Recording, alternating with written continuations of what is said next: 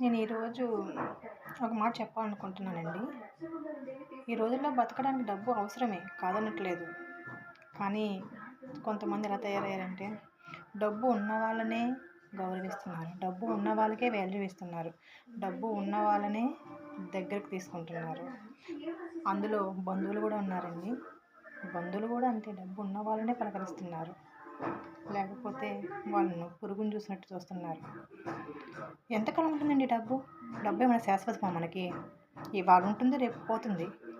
డబ్బు ఎప్పటికీ శాశ్వతం కాదండి. మనుషుల మంచితనం. నేనైతే నా లైఫ్‌లో నేను చనిపోయిన తర్వాత కూడా నా గురించి నలుగురు మంచిగా చెప్పుకోవాలనే కోరుకుంటాను గానీ, నా దగ్గర డబ్బుందా లేదా అనేది నేను పట్టించుకోనండి.